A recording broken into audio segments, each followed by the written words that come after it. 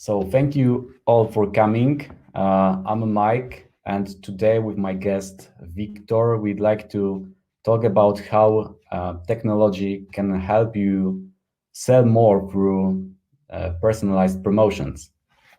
So within the next 30 minutes, we're going to tell you about what is a personalized promotions, why it's important today, and what does it take, technology-wise to make personalized promotions an essential marketing tactic? We're going to share some experience from top consumer companies. One will be Justit and another and OVO Energy. Then, after we discuss it, I'd like to open a Q&A session. So if you have any questions, you can just write them in the chat on the right-hand side, and we'll address them later on. So a little backstory. I'm a co-founder of Voucherify. We're an API-first promotion engine for digital teams. And today we work with more than 300 customers around the globe, including Vodafone, DB Schenker, Burger King, EasyJet, and OVO Energy. OVO is an energy retailer. They help more than 5 million customers in Europe to save money, to cut their carbon footprint, and they have an ultimate goal to become a net zero carbon business by 2030. So the Netguru Disruption Forum is all about trends. And today I want to talk about the trend that has been materializing for some time already. And this is about deals. Our research shows that people love deals. They always seek for coupons before buying. They prefer businesses that reward them for being a loyal customer. And this is the trend that is with us for some time already. And personalized promotions is an answer to this phenomena. This is even more important today in the light of recent privacy changes to iOS and Android. And we can see that consumer business that collect and process first-party data to personalize the shopping experience are on the rise, and they use it with a great success. So what is it that personalized promotion? Well, it's a marketing-based strategy that uses an incentive or a reward to increase a conversion rate, for example, for customer acquisition and for customer engagement, which is driven by consumer data. And these data include several things. It can be like customer preferences, order history, location, customer touchpoint, payment method, and any different channel that is relevant for shopping experience. And we can see that customers love personalized experience, especially when they receive personalized promotions. This comes down to several tactics. This can be, a coupon. This can be a card level discount. This also includes loyalty programs and friend referral schemes. So the range of personalized promotions tactics is wide, and we'll talk about it in a minute. Today, some D2C brands use personalized promotions to great extent. You can see here Shine, which is a fast fashion business from Southeast Asia. They used like 7 deals on the landing page only. If you start shopping with them and go to product pages, customer profiles, checkouts, you will discover that there is many more deals prepared for customers to incentivize them to re-engage them. And Shine is not the only company that uses this strategy to incentivize customers. Another one is Justit, and this is why I invited Victor, who worked for Justit previously, and he was responsible for growth there. And we'd like to share his experiences now. So, hello, Victor. Hello, Mike. Thanks for having me. Yeah. So, can you tell our audience why promotions were important to Justit? Yeah, just very briefly, for those who don't know Justit, it's an online takeaway company. So basically, it allows you to order food delivery from restaurants nearby. And basically, vouchers was really big at Justit for a couple of reasons. One, market is super competitive in food delivery. It was also when I was working there. There's this thing of economies of scale, and first player takes all. You can see many second players in countries leaving the market because they're the second. They need to be the first for them to make profit. Also, because I was working for the Spanish brand, and culturally, Spain, Italy, Southern Europe were very price-sensitive market in general. And then also the players ourselves in the food delivery industry, we flooded the whole market with vouchers. So we kind of set the baseline to the point that if you were not offering a voucher, like people wouldn't even consider ordering from you. In many cases, we had same restaurant, same food, and another takeaway company. So to differentiate, to be better, you'd need to use vouchers. Mm-hmm. Okay, it's true because people love discounts, but they are fed up with mass discounts, like one size fits all. I guess that you won't be satisfied with a coupon for burger if you're vegan, or you need a different discount for pizza and sushi, right? So can you tell a bit more about how you personalized your promotions, and how did you experiment to figure out what works and what doesn't? Yeah, basically, we did a lot of testing in this aspect, not only from the customer point of view, like if they are vegan, order like to give them a voucher for vegan, but also from a business point of view. You want to make sure you work on the right metrics. So, for example, for growth, you want to acquire vouchers for new customers. You want to reduce churn, you have to be a customer that hasn't ordered within X amount of days. Revenue, how could we increase revenue of the business? Just increase the frequency. If you order 3 times within X amount of days, then you can use this voucher. If you order just twice, then you don't get the full discount. So we played a lot with that. And the thing is, we started with standalone codes. For those who don't know what standalone codes are, basically it would be like a very generic term, Justit 15, that could be a standalone code. We started with those kind of voucher codes, but as soon as you reach a critical mass, you cannot play around with those kind of vouchers anymore because you lose control. They get leaked, people on forums, they start putting them. So we had to switch to go into dynamic vouchers that were specifically for the customer we wanted to receive that voucher.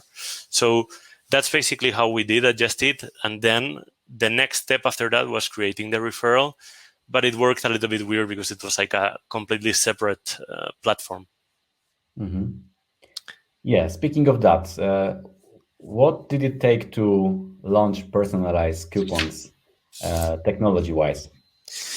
Technology-wise, it was quite complicated. The structure at Justit, it was that we had like a central team in the UK that was serving the technology of all the markets, and of course the needs of Netherlands or Canada or Australia are very different from the ones in Spain.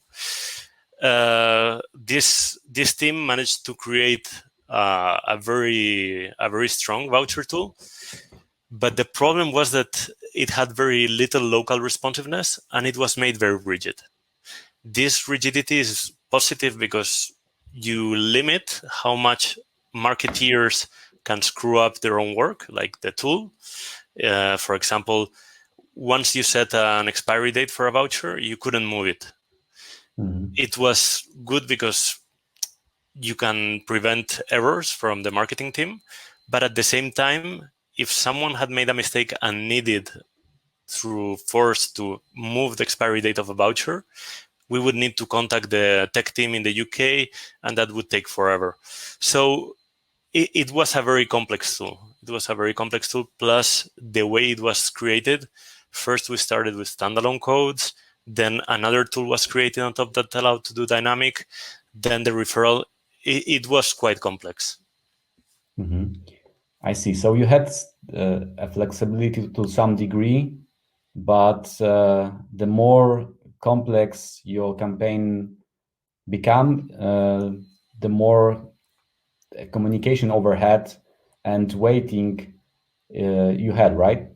Exactly. Also, flexibility for marketeers would imply fragility in the tool. So if you are able to do a lot of things, then it would take longer to develop. Plus, developers have to take into account, I don't know, that the expiry date is always after today, that you cannot put like one in the 1 year ago, things like that. And yeah, it was very complex too. Mm-hmm.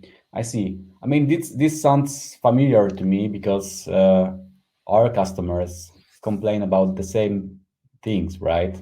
So when we take a look at the technology space, especially for promotions, you can see a pattern of similar problems, that you have many customer touch points that you need to integrate. You have new marketing channels that you want to connect to when there is a trend or something.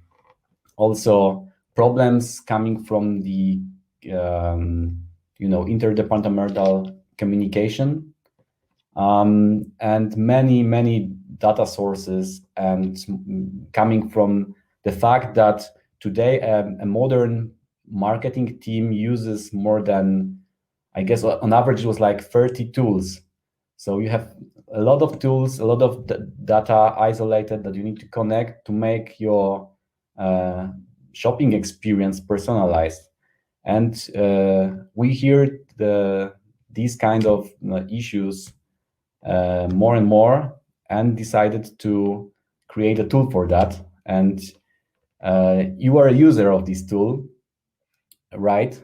So can you tell how you manage to run and maintain promotional campaigns today at OVO?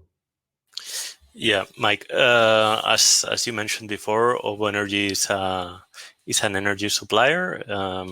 Really, in the UK, it has like 10 years history. In Spain, just 2. And the structure is a little bit different from what we had at Justit, in the sense that we have a very small team of developers, but they're very country oriented. So it is good because you have a lot of responsiveness. Business wise, if you need something, you have the tech team that knows exactly what you need. The problem is the size of the team. So with such a limited size team, like, it's very complicated to create a tool that would allow us to create vouchers or a referral program in-house. It would be impossible. So really what we saw is we had a very good net promoter score. Mm-hmm. Also, like our customer service team here in Spain is one of the best. You can see like the Google ratings and everything. It's amazing. Plus, in the energy industry, trust is a big factor. Word of mouth, like if you're going to change electricity company, you have to trust that company. And the best thing is if a friend recommends. It's not like takeaway that you can order takeaway, and if it ends up not arriving, then you lost 20 euro. Here it is a little bit more tragic. No? You are playing with the electricity supply of your house. So taking into account those two factors, that word of mouth is really important, and the fact that what was the other factor? Let me see. Anyway, the fact that we needed to grow fast and we didn't have the resources, we started looking for tools like that would allow us to create a referral program outside the tech team, that we wouldn't need tech reliance. Okay, and I guess you found Voucherify and you introduced it as your promotional tool. How did you design your referral program, and why Voucherify was useful? Yeah, actually, we were doing a little bit of benchmarking, and we got the tip from our colleagues in Australia that recommended and said, we've been talking with Voucherify and looks like a very powerful tool. I didn't know that it was possible to have like a referral tool in one with vouchers. And yeah, our core focus was referrals. So I decided to do a little bit of benchmarking, looking at what other competitors are doing. Is it one-sided? Is it two-sided referral program? How much are they giving? What's the amount? Is there any capping? Because capping is an interesting one. No? If you don't cap it, in the short run, you get a lot of traction. People can start recommending like crazy. But in the long run, when you want to cut it, you're in a problem. Like you have people that made up to 1,000 euro thanks to the referral program, and sometimes it's scams. So yeah. A lot of work in the benchmarking. Also, my experience, what told me is that if you get it right from the beginning, it's much better than then trying to change referral programs. Not because of the complexity, like operationally, but also from the user point of view. If you start changing the conditions, it can create a lot of problems. Yeah, that's right. By the way, I can share that recently we launched an ebook on how to design referral programs. So if anybody is interested in learning best practices on how to design it in the best way possible from scratch, then just go to our website and visit our promotion hub to find it. I would have loved to read that one. It would have been super useful. All right. So now let's talk about results. How did it go, basically, with your referral program? Result-wise, we couldn't be happier. So right now, 1/5 or 1/4 of the signups that we have at OVO Energy, they come with a redemption that could be either from referral program, standalone codes, or dynamic codes. So, but the largest piece is the referral program. So we're really happy. We even tested a flash sale. So during X amount of days, if you invited a friend, you would get double the incentive, and it worked really well. So we couldn't be happier. Also, for companies like OVO Energy in Spain, that we have a limited budget. We're not OVO UK, that has quite some more strength in terms of budget. For companies that we have to look a little bit at the budget, it's actually very helpful that it's affordable.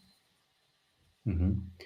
Okay, so to put it in a nutshell, the referral scheme is like a core strategy to acquire new customers, but you experiment with other channels like standalone coupons to incentivize even more customers, right?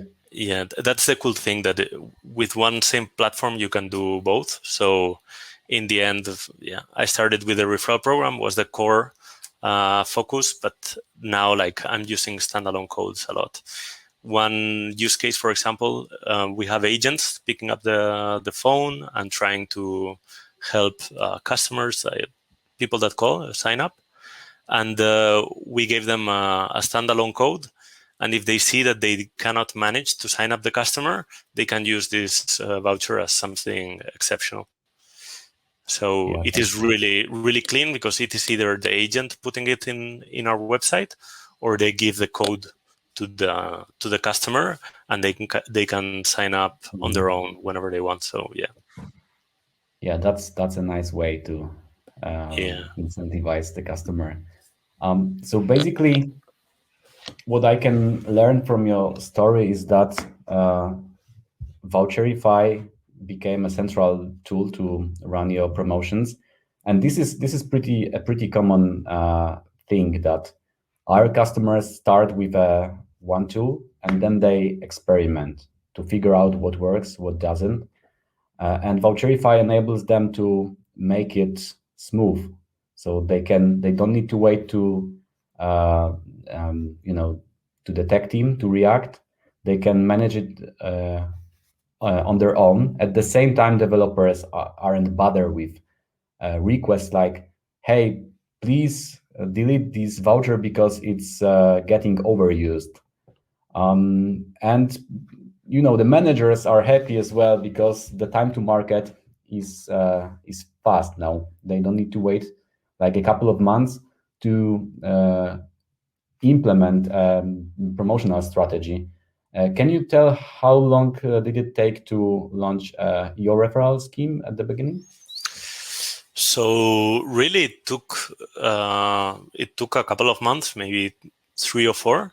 But because of my time and the product manager that was helping me like think about the logic behind it, but tech-wise, it was incredible. Like, we just needed the placeholder on the website where the customer could put the voucher, and that's all the tech requirement. So that has to call Voucherify's API, validate, and then the redemption takes place in the page that we specified, and that was it. The rest, it was work from the product manager and myself, like thinking about the logic, also learning how to use the tool. The fact that Voucherify gives so many options, so much freedom, it also means that you have to learn a little bit how it works. For me, for example, one learning from the referral program or using standalone codes is the fact that I included 0 in capital letters, O in capital letters and 0. And that created some problems with customer service with codes that people didn't know if it was an O or a 0. So if I was to do it, to redo the referral program or the codes, always remove the option of leave just a certain amount of letters, so there's no confusion there. Yeah, we should make it more bold in our campaign manager too. Or perhaps this should be a default option. Yeah, it's crazy that you even have that option in Voucherify. It's like I wouldn't have imagined. So yeah, flexibility wise is really good. I hope this doesn't sound too promotional, but I'm obviously a happy customer. To me, that's a perfect way to conclude our webinar. So now I'd like to move to the Q&A session. If anybody wants to ask me or Victor something, then just use our chat, or you can try to ask Hopin to share your mic and ask it on air, so to say. So let's wait a minute. Mike, there's a question. I think it's more for you. Okay, let me address that. Do you think the trend of mindful consumption? Well, that's a tricky question. I don't know how to answer it on top of my head. Well, when I see companies like Shine or Pomelo, which is actually our customer. And when I take a look closely at their traffic and the volume of their sales, it's pretty far from a mindful consumption. So I guess it's not the case, or at least the trend is, doesn't look like a mindful consumption now. If I may, Mike, at Justit, we did customer research to see like what people thought about Justit, competitors, etc. And people were saying, no, but couriers, they're not paid well enough. And then we asked them a question to this group of people, and we asked them, would you be willing to pay €5 per delivery instead of €2? And they all said no. So in the end, there's like this duality that people are becoming mindful and sustainable, very responsible, but at the same time, price is a very strong incentive. I think it's gonna be like it's gonna get wider, that group of people that are mindful, but the big current, I think it pushes towards price. I can see it in the energy industry also. Like the energy we're serving is the same as with another supplier. The energy is the same. So really, the big differentiator is price. So I don't know. Right. That's what I see. Right, and I guess this relates to promotions and discounts, but when it comes to loyalty, I guess it can come hand in hand, right? So, okay, we have another question. Oh, actually, it's a replay to the Przemysław's question. Yeah, that's very true. Okay, are there any other questions? Right, if not, then I'd like to thank you, Victor, for being with me today. Thank you.